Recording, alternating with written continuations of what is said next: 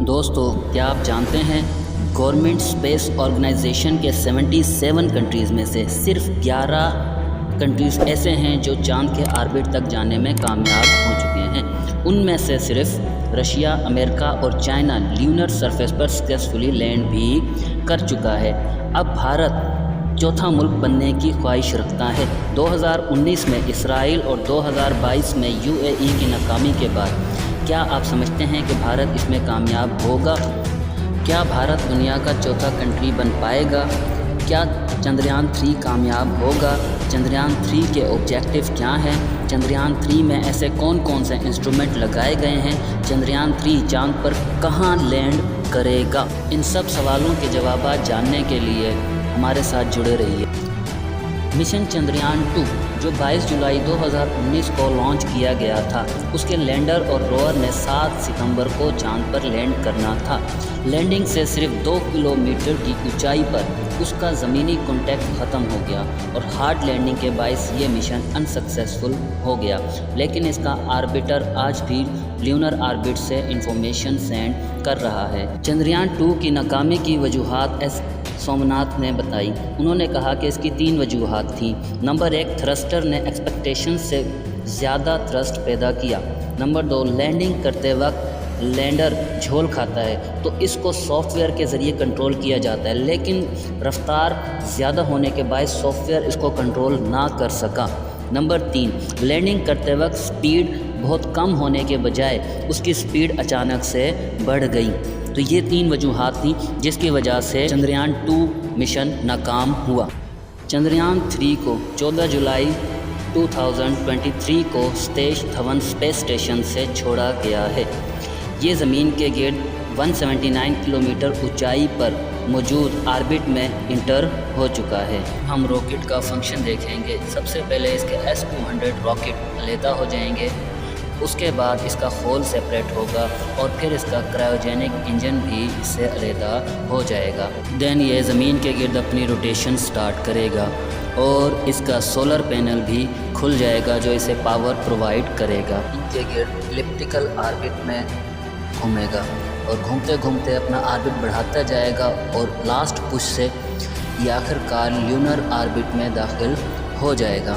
پھر یہ lunar orbit میں اپنی موشن کو جاری رکھے گا اور اپنا ریڈیس چھوٹا کرتا جائے گا۔ طرح یہ چاند کے نزدیک آتا جائے گا اور جیسے ہی چھوٹے آربٹ میں آئے گا اس پلشن موڈیول سیپریٹ ہو جائے گا اور اسے چاند کی طرف دھکیل دے گا، جس سے یہ رول کرتا ہوا مزید چھوٹے آربٹ کے ساتھ مزید آربٹ کیا کرتا جائے گا، چھوٹا کرتا جائے گا اور چاند کی طرف موشن کو جاری رکھے گا۔ کے لیے یہ اپنے تھرسٹرز کو استعمال کرے گا۔ جیسے ہی یہ مون کی سطح پر لینڈ کرے گا اپنا کنیکشن ارتھ سے کنیکٹ کرنا شروع کر دے گا۔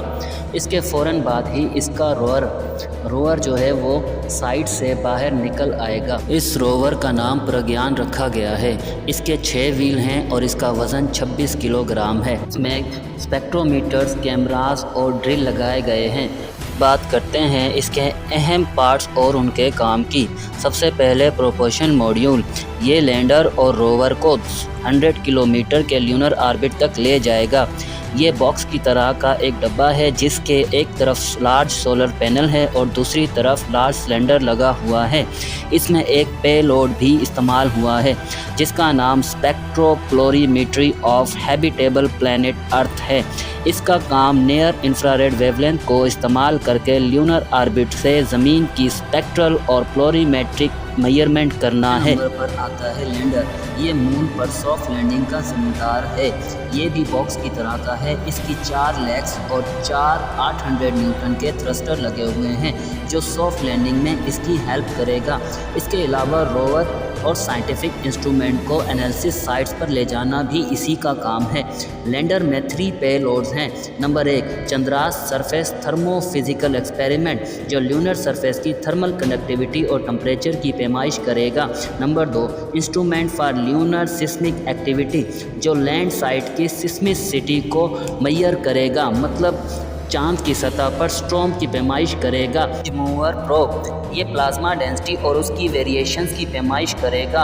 रोवर एक 6 व्हील पर मुश्तमिल है। इसका वज़न 26 किलोग्राम है। इसकी रेंज 500 मीटर है।